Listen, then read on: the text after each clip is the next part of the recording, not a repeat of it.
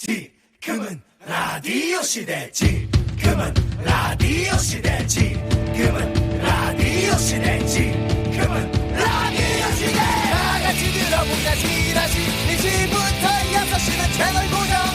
라라라라라라라라. 다 같이 들어보자. 지라시. Let's go.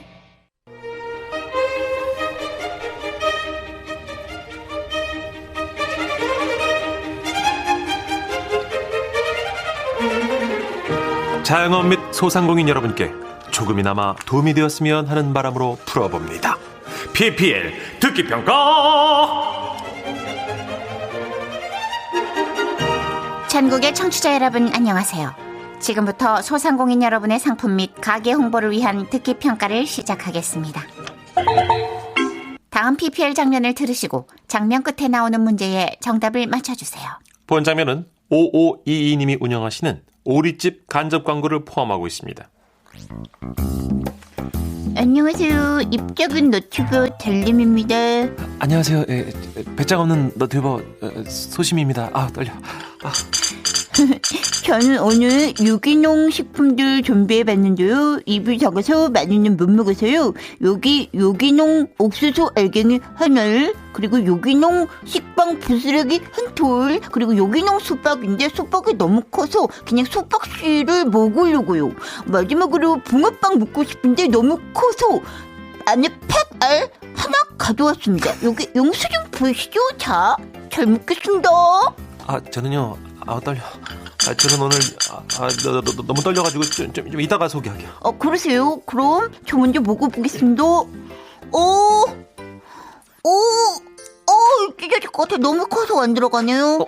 뭐가요? 수박씨를 먹는데 너무 커서. 떨리지만 제가 넣어드릴게요. 네. 왜요? 잘못 오셨어요. 그래요? 고기 입 아니고 콧구멍인데요. 죄송합니다. 구멍이 둘 다 작아가지고 제가. 수박씨 빼는 동안 그쪽 먹을 거 소개하세요. 예. 저는요, 오리고기 가져왔는데요. 5522님 운영하시는 부산 해운대구에 고생하는 성분이라면 설마? 소심이 너튜버는 오리고기를 먹으며 오리고기에는 이것이 많다고 하는데요. 우리 몸의 머리카락, 손톱, 피부, 근육, 혈액, 뼈 등을 구성하는 주요 성분인 이것은 무엇일까요? 1번 단백질, 2번 무기질, 3번 사대질. 문자 미니로 정답 보내주세요. 문자는 샵 8001번, 긴 거 100원, 짧은 거 50원 추가되고요. 스마트 라디오 미니는 무료입니다. 총 10분께 대한민국 대표 음료죠 식혜드립니다. 노래 듣습니다. 체리 필터예요. 오리 날다.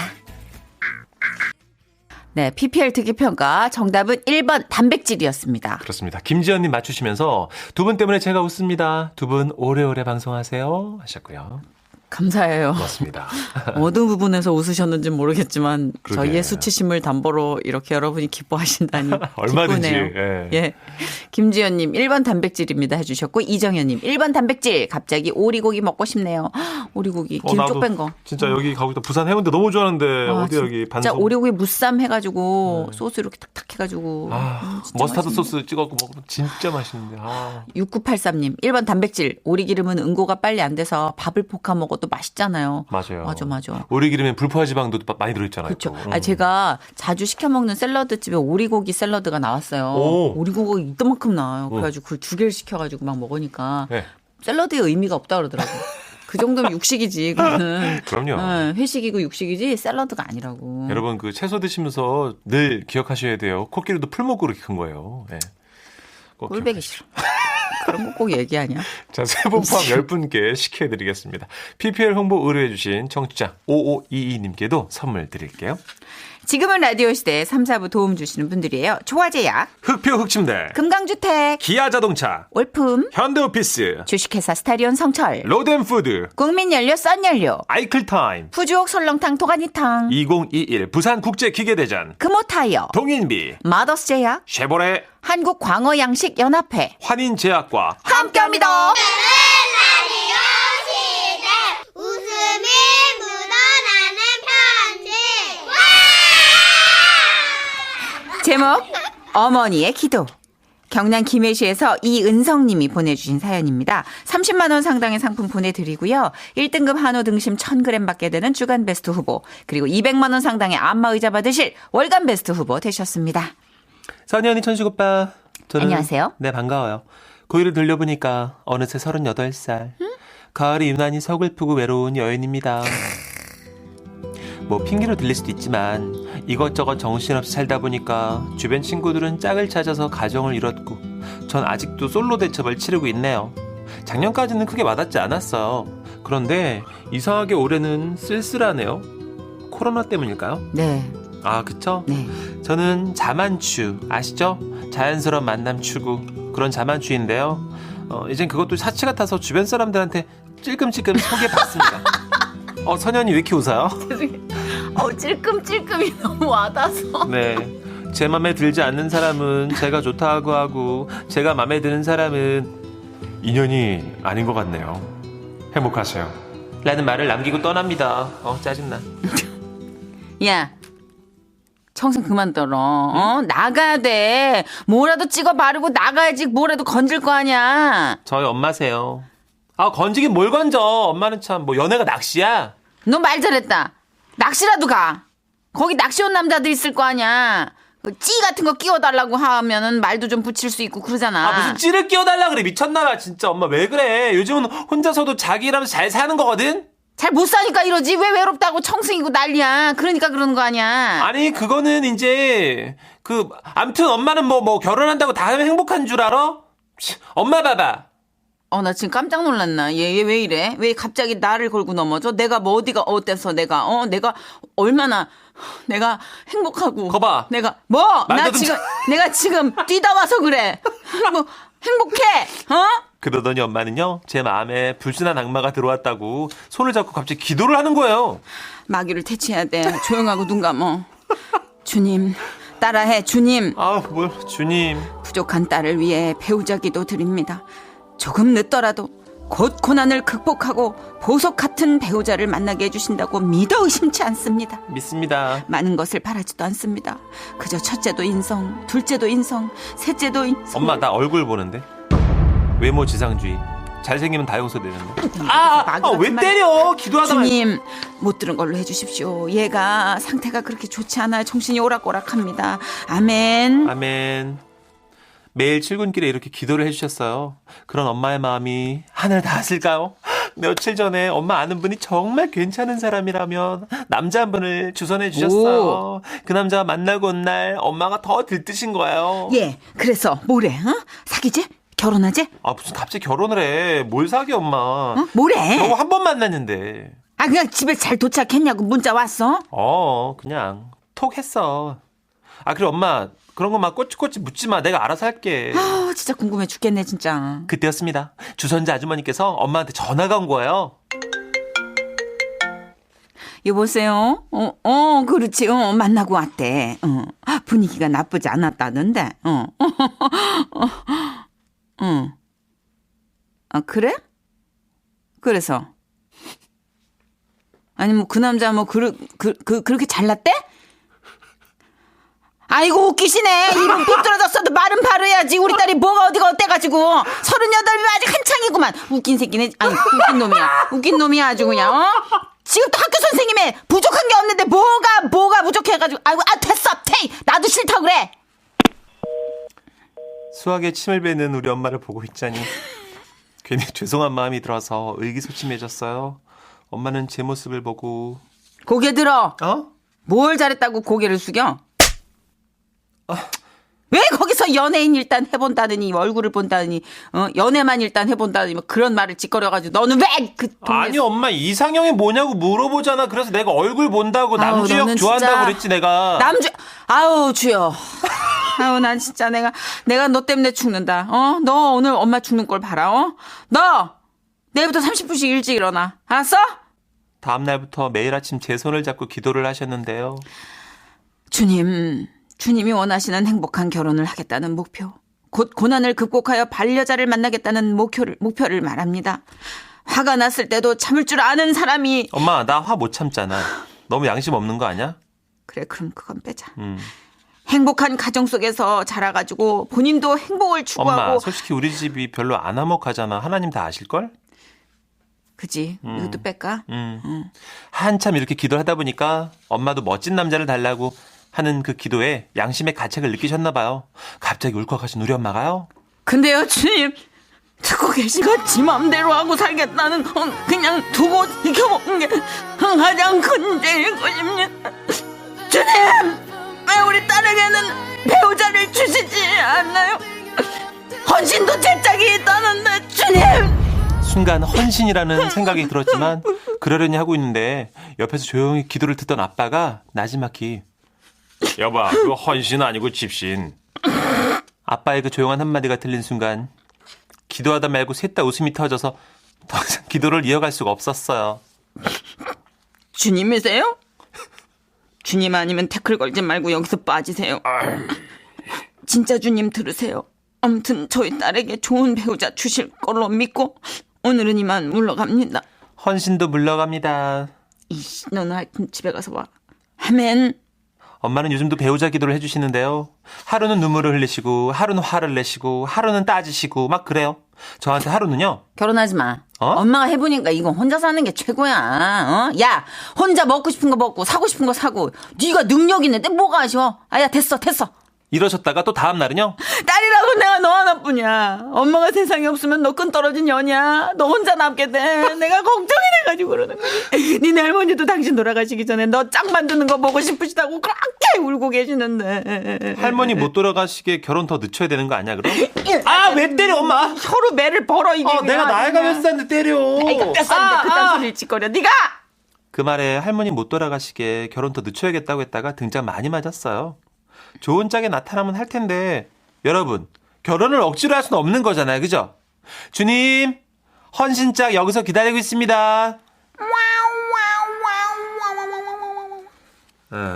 아, 우리 어머니 질풍노도. 83이면 아마 돼지띠실 거예요. 네. 괜찮아요. 좋은 괜찮아요. 나이인데. 네. 진짜 괜찮아요. 어른들은 아무래도 좀 조급하시죠. 아무래도. 네. 사구삼리님, 싸돌아다녀도 안 되던데요. 저 그렇게 싸돌아다니면 싸돌아 다니다 보다 쳐다보고 말던데요. 맞아요. 이상 46세 모태솔로였습니다. 술도 먹어보고 막 그러는데 술 먹으면 뭐해. 마신 장소에서 깨는데 다시. 저런. 저런. 다 되는 애들은 어디 상가집에서도 되더라고요. 그러니까요. 그러니까 또 일하러 보내면 또 일 안 하고 또 눈 맞고 이렇더라고. 우리는 그래. 일만 했지. 따로 있나 봐요. 그죠? 0736님. 우리 집에도 청승 떤 아들 있어요. 저도 결혼하랬다가 말랬다가 오락가락 하고 있습니다. 아유, 속 터져 진짜. 아유. 그래요. 어머님들 마음 다 이해해요. 내가 잊었는데 지속은 오죽하겠어요 하면서.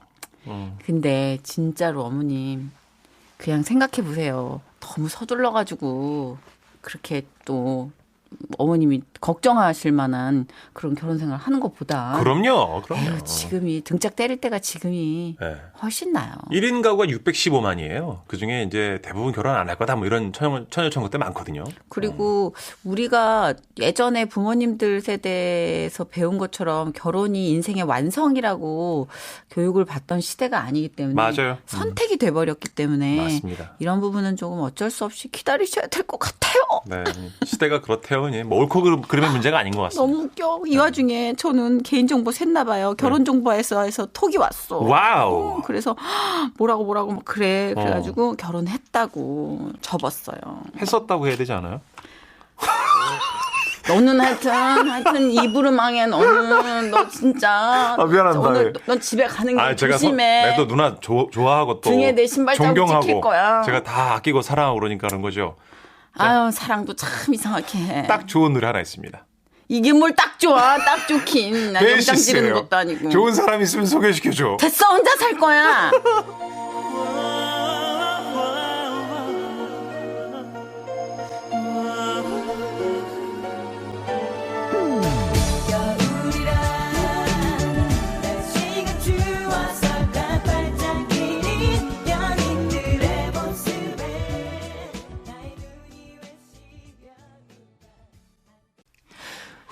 웃음이 묻어나는 정선이 문천식에 함께해 지금은 라디오 시대. 지금은 라디오 시대.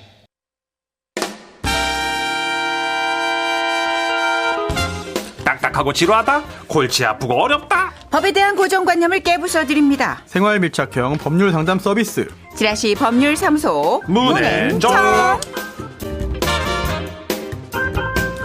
법조계의 수호천사 손소 변호사님 모셨습니다. 어서 오세요. 네, 안녕하세요. 네, 반갑습니다. 4148님 문자 주셨어요. 네. 손소 변호사님. 최근 흉악범죄 뒤에 보이지 않는 제2, 제3의 피해자들에 대한 사회적 목소리도 내시던데 변호사님 멋지십니다. 이게 무슨 얘기예요? 이거는 사실 뭐 사회적인 목소리라기보다는 제가 담당하는 사건 관련해서 좀 몇 마디 한 겁니다. 그래서 좀 안타까운 일들이 있어요. 예, 큰 재산적인 피해를 봤는데 막상 그 가해자가 뭐 나몰라라 하고 또 개인의 재산이 없는 경우에는 비록 그 가해자가 형사재판에서 무기징역형이 확정됐다 하더라도 네. 재산적인 피해를 보상받을 길이 배상받을 길이 없죠. 그 법의 사각지대에 대한 부분이었나 봐요. 네. 어머, 진짜 언제부터 그렇게 정의로우셨습니다. 진짜 멋있다. 정의롭지 초등학교 않습니다. 때도 정의로우셨습니다. 아니, 전혀 그렇지 않고 제 담당 사건이라서 그런 거고 마침 조금 전에 그 MBC 뉴스데스크 팀 인터뷰 요청 와가지고 네. 전화 통화 잠깐 하기도 했네요. 여러분, 저희는 그 뉴스데스크 출연하신 분과 함께하고 있는 시사 그럼요. 프로입니다. 출연은 아니고 전화 직업적인 윤리식이 투철한 우리 손소 변호사님이십니다. 그렇습니다. 예. 저희 시사 프로입니다, 여러분. 이 정도입니다. 네. 예. 그러니까 표창원 씨가 굉장히 부담스러울 거예요. 갑자기 왜요? 저희 시사 프로니까요. 그렇지. 같이 이렇게 붙어서 이어서 하니까죠. 네. 손수 변사님 우리를 되게 부끄럽게 생각하는 거 같아요. 네. 어린이다 생각하시고. 아니 시사 프로인데 또 좀 이따가 문천수 씨 또 성대모사 나오지 않습니까? 그렇죠. 해야죠. 자, 첫 번째. 그 스펙트럼이 넓은 시사 프로그램. 그렇죠. 첫 번째 짧은 질문부터 보겠습니다. 홈페이지에 익명으로 요청해 주신 사연이에요. 얼마 전 한 이벤트에 응모해서 경품으로 신발이 당첨됐어요. 경품 배송은 주최사에서 하는 게 아니라 신발 배송업체에서 직접 저한테 배송한다고 하더라고요. 안내받기로는 신발과 깔창, 여분의 굽이 세트로 된 상품인데 막상 받아보니까 여분의 굽은 아예 안 왔고 깔창은 미묘합니다. 그래요? 네, 그리고 법적으로도 복잡하고 미묘한 문제인데 예. 네. 우선 지금 이벤트 응모라고 했잖아요. 네. 이 이벤트 응모 경품 당첨 이랬는데 이게 정확히 구체적으로 뭔지에 따라서 약간 다를 소지가 그래요? 있습니다. 그래서 예를 들어 뭐 글짓기 공모 또는 뭐 제목 공모 뭐 아니면 재미있는 사연 공모 이런 게 있잖아요. 네네. 이런 것들은 이제 현상 광고라는 그런 전형 계약일 수 있거든요. 네네. 그런데 그게 아니라 말 그대로 추첨 이런 거라면 네. 그냥 뭐 응모하면 그 중에서 무작위로 뭐 선정해서 뽑기에 의해서 이렇게 하는 경우에는 우리 판례가 이거를 그런 경품을 전달해 주는 거를 그런 분들에게 당첨된 사람들에게 증여라고 봅니다. 즉 대가 없이 주는 거로 봅니다. 이게 사실 이 경품 관련된 사연만 얘기해도 며칠 해야 돼요. 왜냐하면 진짜요? 대구에서 세계 육상 선수권대회 열린 적이 있거든요. 네네. 그때 자동차를 경품으로 줬어요. 네. 그리고 추첨하는 거죠. 이제 입장 써가지고 네네. 1등이 뽑혔습니다. 네. 그래서 불렀어요. 몇 번 오세요. 그랬더니 안 나와서 넘어갔어요. 그래서 두 번째 다시 뽑아서 불렀더니 와 환호성이 나온 겁니다. 예. 그래서 왔거든요. 근데 먼저 부른 사람도 온 거예요. 아이고야. 그래서 이거 어떻게 하느냐. 그거 어떻게 소송까지 갔어요. 소송까지. 그렇겠네. 그래서 이것도. 아주 굉장히 과학적이고 복잡한 판단 과정을 거친 적이 있거든요. 네. 그래서 시간 되면 그건 나중에 한번 소개해드리고 그 판결은 굉장히 흥미롭습니다. 네. 그 재판에서 그 판결에서 이러한 경품 추첨과 이 경품 증정을 증여로 받습니다. 그러면 증여는 뭐냐? 대가 없이 주는 거예요. 네. 맞아요. 그런데 그렇다 하더라도 애초에 약속을 지켜야 합니다. 그쵸. 주기로 한 걸 줘야 돼요. 맞아. 따라서 좀 부족한데 죄송합니다. 양해해 주세요라고 해서 알겠습니다. 그냥 이거 받을게요라고 넘어가면 문제가 안 되죠. 네. 다만 깐깐하게 정말 아까 정선희 씨처럼 깐깐하게 아니 내가 돈 내는 건 아니지만 애초에 주기로 한 거 그대로 주셔야죠. 맞아요. 왜 세트인데. 부족한 걸 줍니까? 문제 제기할 수 있습니다. 있어요. 네, 있습니다만 네. 보상을 받을 수 있는 방법. 가능해요. 오, 가능해요. 그럼 다만 됐습니다. 좀 복잡한 절차를 거쳐야 되고 시간적인 또 심리적인 소모가 있겠죠. 예. 그리고 이거 실제 사례인데요. 정확하게 일치하지 않습니다만 경품 응모 됐다가 소송을 제기해서 이긴 적이 있습니다. 이게 뭐냐면 네. 큰 아이스크림 회사가 있죠. 네. 아, 그 아이스크림 예. 회사에서 네네. 그 여행 상품권을 받았습니다. 당첨된 거예요. 경품. 예. 그런데 막상 그렇게 되니까 이거 성수기라서 안 되는데요? 이렇게 말을 하고 애초에 없던 조건이 붙는 거죠. 또 1박밖에 안 되는데요? 이렇게. 결국 이거 소송 절차 걸쳐서 이겼어요. 받아냈어요. 진짜? 그리고 또 굉장히 유명한 세계적인 커피 전문점.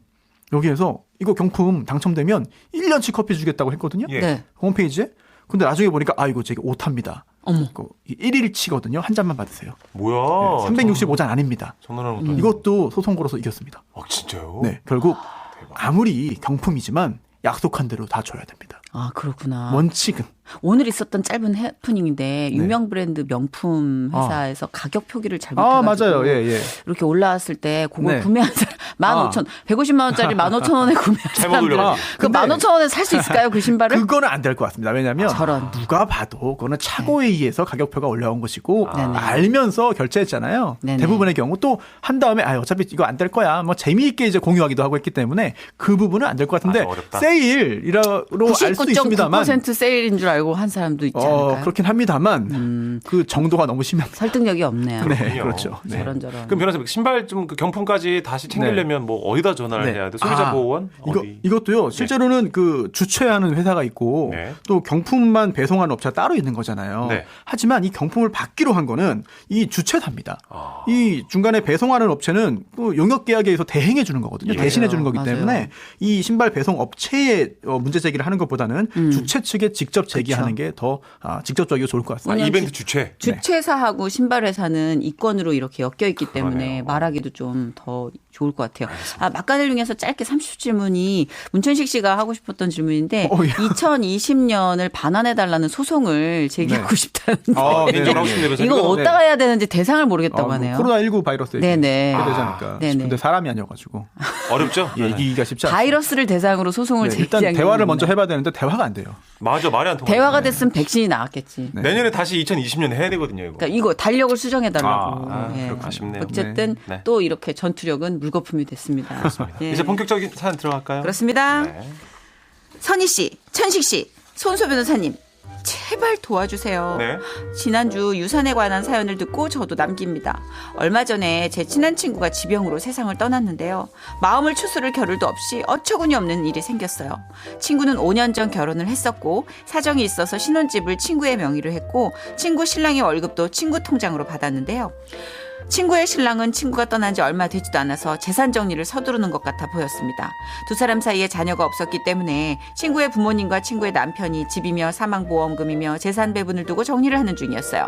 친구의 친정엄마한테 친구의 시어머니가 전화가 왔더래요. 사부인 난데 우리 아들이 그 통장 정리하다 보니까요 그 친정으로 돈을 싹 다 보냈더라고. 그 우리 아들이 그 힘들게 번 돈을 그렇게 다 빼들으면 어떡해? 그러면 안 되죠, 그죠? 이거 다 돌려줘요. 이거 안 돌려주면 내가 그 납고랑 꺼내가지고 진짜 어떻게 해버릴지도 몰라 내가. 오, 이렇게 온갖 심한 말을 하며 딸을 잃어 슬퍼하는 어머님께 심한 상처를 주었습니다.